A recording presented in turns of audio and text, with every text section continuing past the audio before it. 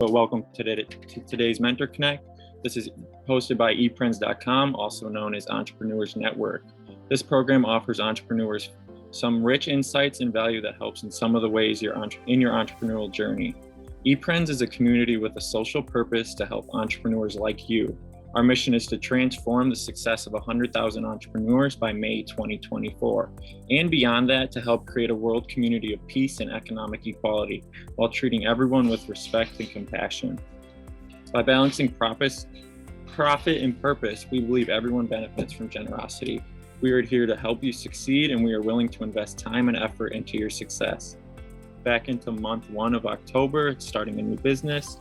We're going to be focusing on creating a startup plan and determining legal business structure. After we go through that, in month 2, November of 2021, we're going to be looking at our business model canvas.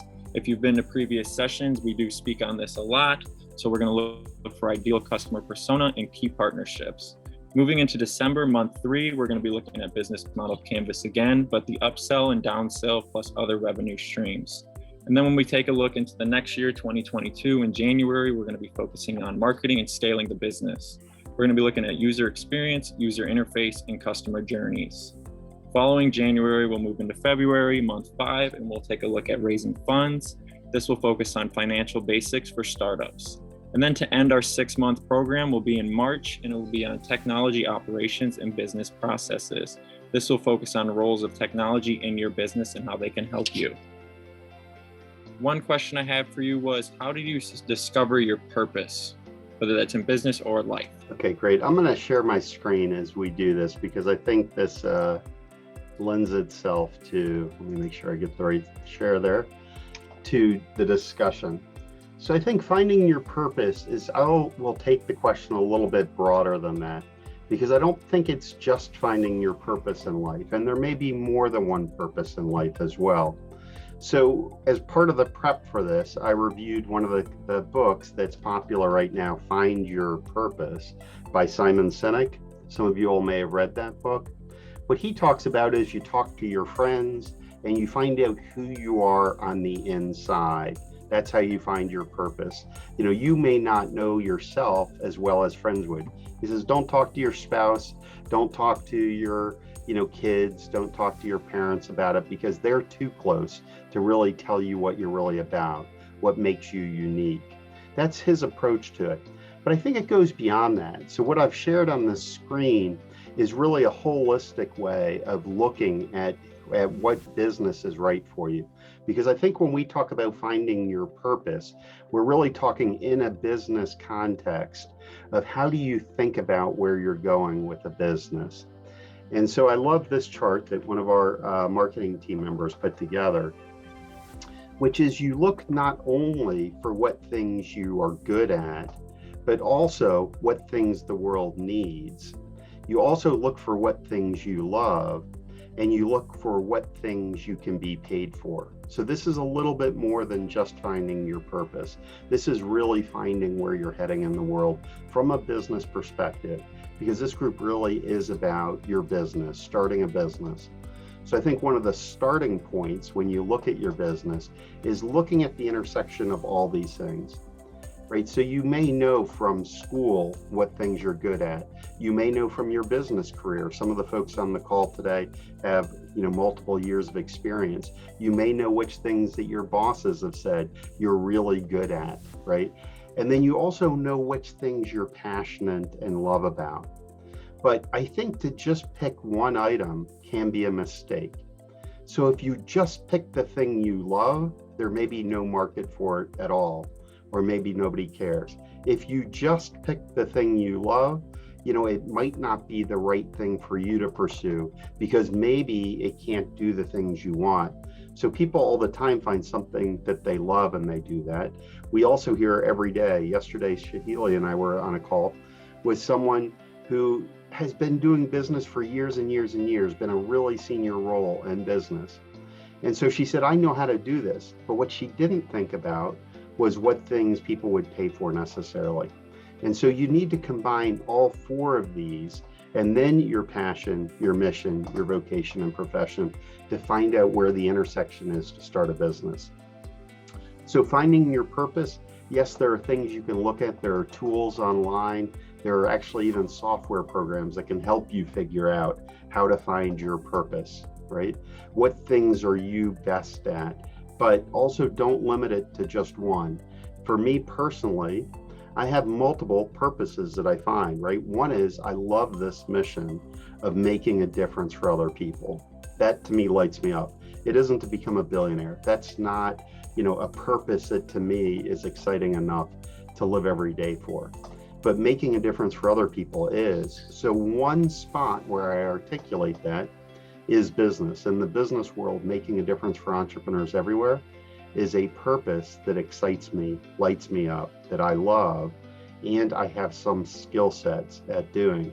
But I also love talking to my aunts every day. I have an aunt who's 86 years old and an aunt who's 95 years old. And so part of my purpose, I believe, is to also support them as they're aging. They're still living independently. They have a wonderful life, but they need a little bit of support. So that's another purpose for me. Now, I could say that's a purpose for me, just to go back to the purpose question, and then set up a retirement community. But for me, that would feel like a mistake because that's only purpose driven, but it's not what I want to do as a business. Running a retirement community would not be fun and exciting for me. Now, talking to my aunts is part of my purpose, and supporting them, I'll go there and spend time with them end of next week. That's part of my purpose. So you have to look at the combination of all of these things to effectively find your purpose. From a business perspective, it's what things you love to do, what things you're good at, what things the world needs, and then what you can be paid for. And then you look at the combination of passion, mission, vocation, and profession, and where they all come together at the intersection. All right, Matt, does that answer your question? Yes, it does. And I liked how you explained all of that, and also a little bit about your purpose with your aunts and being able to communicate with them. That's awesome. So next I have a question for Gaurav. My question kind of goes along with David's with purpose, but it belongs to your passion. So what is your passion, and why should someone have a passion for something? That's a great question, Matt. As you have heard into my intro pitch as well, my passion, I love to help entrepreneurs succeed in their entrepreneurial journey. This is my passion, and it drives me because I learned it the very hard way, without any guidance, and learning everything here and there. So entrepreneurship is tough, but that's why I love this program, because here you get mentorship from experienced entrepreneurs, and you know what, because of this true strong desire to help entrepreneurs, and people may call it luck or destiny, I fortunately associated with Eprenz on this beautiful mission, right, to make a meaningful difference. Because when I quit, or basically when I got successful exit from my startup, I wanted to make a good difference for many entrepreneurs. Okay, and I actually don't have a management degree, but my experience taught me really well, how to take decisions, why leadership is crucial and important, and how wrong decisions can impact your business. So I actually understood by doing it, rather than learning it from an institution.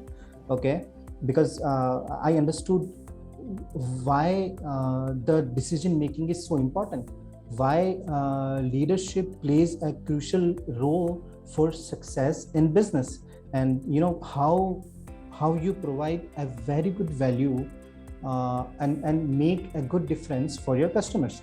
So definitely this is what I'm passionate about. And to your second question, Matt, any human being, I think, can create beautiful things in the world, but why one should have passion towards something, because passion is one ingredient, or you can say a crucial element, which gives a strong reason to pursue that something. Okay, having passion, is a strong emotion or desire to achieve something, or maybe work towards the mastery of it. If you observe, passionate people think differently.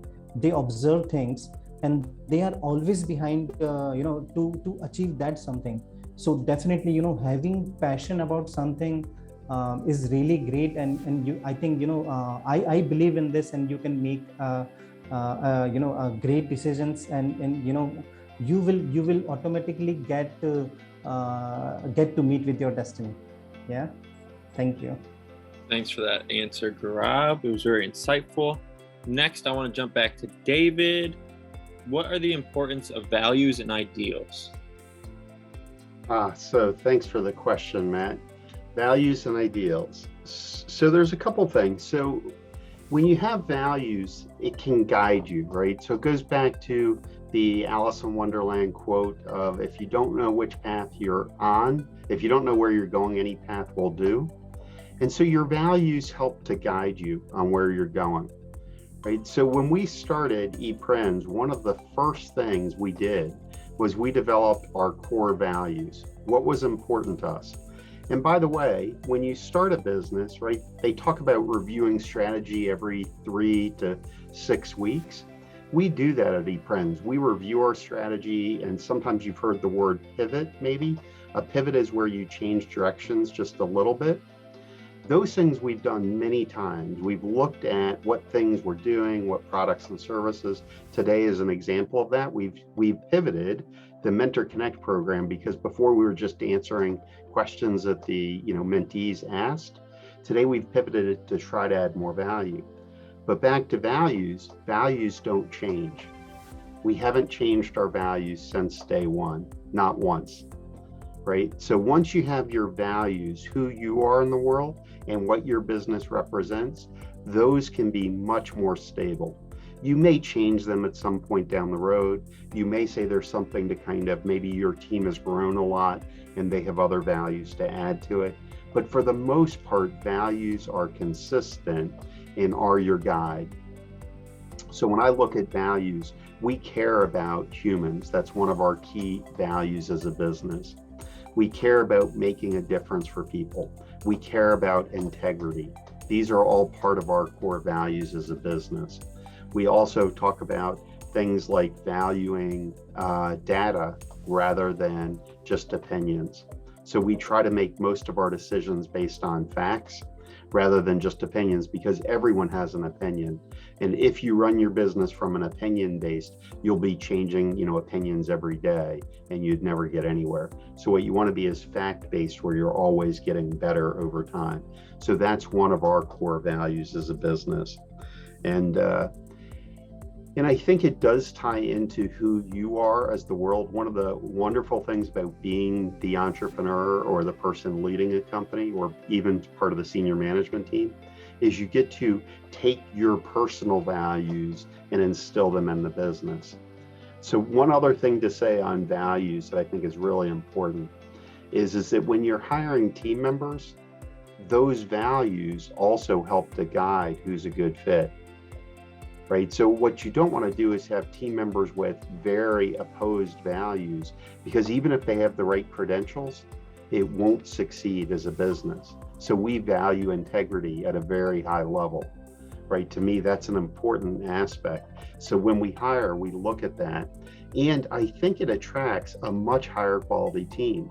I love the team that I work with today. I think we have an extraordinary team, and everybody shares the value of making a difference in the world. That's one of the core values that we have, is wanting to make the world a better place. And that's the thing that helps people to succeed. So that's what I have to say on values. Thank you for that answer. I really do like it. And like you said, integrity is a big part, and I've experienced that in our business, and it makes me happy to be a part of the team with Eprenz. And I do have another one for David. This question is, what is the mission in life, and why should somebody have a mission? Kind of goes along with Gaurav's question about passion, but a little twist. Yep. So kind of looking back at the chart, again, now we're drilling into one specific thing. What is the mission, right, of the business? And I think it ties into the values, but having a mission, knowing what you're up to. Several of our team members talked about making a meaningful difference for 100,000 people by May 2024. That's the mission we're on. And so it unites everyone heading the same direction. So like I said, we pivot some things like products and services, right? Those are things that can change over time, but your mission is what you're about. I'll also maybe, talk about last night. I actually participated in a session planning for retirement with a whole group of, my friends, a fellowship that I'm part of on retirement planning. So they talked about when people retire, sometimes they lose their mission as to what they're about and they float, they don't know where they're going. So a mission unites everyone on what you're trying to do. Then as a team, what you do want is you don't want everyone to go along with every decision. There's a saying that if two people think exactly alike, you don't need one, right? So that's on strategies for doing things. The mission isn't like that. The mission is what you're all about. You agree to that ahead of time, where you're going. You can debate how you get there, right? Do we need 5 people on a development team or do we need 10? That's the type of thing you would debate. But the mission is what you're about, right? Once you set that, that's what gets you up every day, as the chart says, right? The reason to get up every morning, because you're mission driven.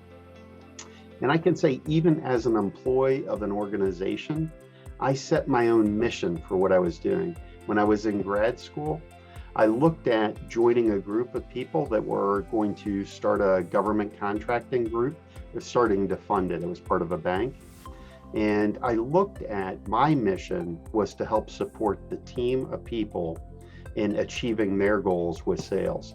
So everything I did was on that mission. I would stay and work 12 and 14 hours a day because I was lit up and excited by a mission I had chosen for myself to support my team members in succeeding. So there can be the global company one, and there can also be one that you set for yourself that drives you. So I think mission, what you're about, where you're heading is really, really important as a business, okay? So it's the reason why you're doing what you're doing. What is ideation and how do you do it? This is just taking a little bit twist from passion and purpose to see how you can form your business ideation stages. Okay, let's start with a definition. Ideation is a creative process of generating, developing, and communicating new ideas. Boring, right? Okay, let's understand it in very simple terms. Okay, ideation is a phase where you develop, truly original ideas using some methods. Okay, now you can ask me how. You can say, many startups are coming with new ideas nowadays, which are unique in nature, but how? Okay, let's understand it. Okay, while ideating, many people, make one major mistake, which is they come up with an idea without understanding the problem really, really well. Okay, so imagine if you don't know the problem, clearly, how you can actually solve it or come up with a solution. So a very crucial part of ideation is to understand the problem, understand your target audience, understand their challenges, understand consumer behavior, okay, sometimes, and think about the right solution. Okay, that's ideation. And how to do it? So don't first of all, don't misunderstand ideation process is applicable only for starting a new business. It can be applied to solve any problem. Maybe you have any problem during your project, or maybe solve a particular challenge. So 4 important things I would like to cover as part of how you actually do it well. The first part is quantity over quality. Okay, so you can determine the quality later on, but getting the ideas out is most crucial as part of the first step. Okay, the second point is don't judge. Okay, at this phase, don't judge but analyze. Okay, The third point is involve others. Participation from your group, a particular group or team, can be really fruitful. Even the most silent person in your group can come up with a great idea. Okay. And the fourth and the most important one, and this is the toughest one. Okay. So if we want to focus on whether on novelty or relevance, novelty and relevance. Okay. Well, now you probably thinking, if the idea is not relevant, what good will it do, right? So relevance is something that people do really very well, right? And you know it, you can find very comparable and related businesses all around you. And for example, the relevant spreadsheet, the relevant brochure, okay, or the relevant service, right? But getting novel ideas out is the most important part in this process. That's why this step, okay, novelty versus relevance, this step is really important. Okay. And the best part, if a solution is novel but also relevant, you are at the perfect spot.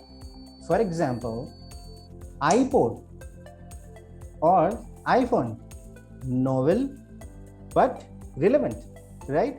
Okay. You can use some good methods for doing ideation, such as brainstorming. This is very standard method, where a group of people come together with open mind and brainstorm some good ideas. Okay. Storyboards, mind mapping is similar to storyboards, but more visual with high level components, okay, as part of its foundation. Chart is where you involve your users to understand and innovate the product with you. Okay. You can also use sketches. That's one more method that actually you do, and you find out in this particular ideation process. Yeah, that's I wanted to cover in discussion. What are the benefits of ideation? The benefits for ideation, I think ideation allows you think outside of the box. Okay. And that's very important. Okay. You because you get different perspectives. Okay. And you learn about the problems really well, and how to solve it. And as David mentioned, about Eprenz, we look at business model at every 3 or 4 weeks, right? It's really important because you need to understand whether you are being able to provide good value to your customers or not. Okay. And the most important benefit for me, I think as part of my understanding, it provides enthusiasm. When you ask someone, you get a group and you ask someone to provide good ideas, they feel really good and enthusiastic, right? So yeah, these are some of the benefits that you get from ideation technique. Thank you, Gaurav. David, do you have any spin on that question? Do you see any different benefits from ideation? Well, I think something that is important is when you're starting a business that I like moving fast. Okay. I like moving really, really fast, but you want to spend enough time to make sure that you're moving in a good direction. So what you don't want to do is just start going and spin your wheels a lot. And so I think the part of ideation, how do you solve it? What are you doing? Is something worth spending time on. Some of these processes don't have to take weeks and months, but you do want to think about the problems that you're solving, and then how do you solve those, which is the ideation part of it. So that's what I would answer on that, Matt. Thank you, David. And we only have one more question, so I'm going to ask both mentors. But first, I want to start with David. What do you think is next after ideation? Yeah, so thanks for the question. So it leads into next week's program and the week after's program, because each of these are part of it. So now you have your ideas, right? So one of the mistakes, and it's been proven with studies, is that entrepreneurs sometimes spend too much time in their own labs or their own tech studios solving the problem that they've decided is the issue, right? So now you've done all this ideation, you have all these ideas for how you're going to solve the world's problems, right? And then you start doing it. You start develop a solution. You start developing, a web app to solve it, or you start manufacturing a new product or service. Can you all see immediately what's wrong with that? Is that you've done this ideation and now you move into doing and producing. That's an issue, right? So what you want to do is you want to talk to humans. That's, I believe, our program for next week. You want to actually get feedback from the real world. So you want people to start to think about, you don't ask people, what do you think of my idea? We'll talk about this more next week in talking to humans, but you want to begin to get feedback on the ideas that you have before you spend a lot of time and energy on developing the solutions. So you want to do research, you want to understand, and those are really, really important. Before I started one of my businesses in consulting, I went out and I was going to serve banks. I knew community banks were my marketplace. I talked to dozens and dozens of bank CFOs and CEOs and got their feedback. Before we started this business, I did interviews with over 560 members of the community on LinkedIn and asked them for feedback. And so that's one of the next steps, is getting feedback and research. We're going to go into more detail, a lot more detail on that next week. And then in addition to that, then there's something called rapid prototyping, which is something we're going to talk about in the following week, I believe. And on the rapid prototyping, we talk about how do you actually test something simply. You'll hear stories. If you want to do pre-reading or pre-watch, you can watch Tom Chi on YouTube talk about rapid prototyping. So what you do there is you begin to test something. So I love the story, which you can again hear on YouTube, that before Google Glass, they first did ideation. Google had people that billionaires fight over in the room. 6 or 7 of the smartest people in the entire world did ideation for a few hours to develop solutions to autonomous driving before you heard much about that, for how do you get information from your eyes or your brain into your device, Google Glasses. It only took a few hours to do all that ideation. In under 4 hours, they had solutions. But they didn't then go into production. They then actually tested it with doing some prototypes. And the prototypes only took another hour or 2. So you'll hear some of those stories if you check out Tom Chi on YouTube, and check out rapid prototyping and design thinking. Again, a topic that we're going to discuss later in the month.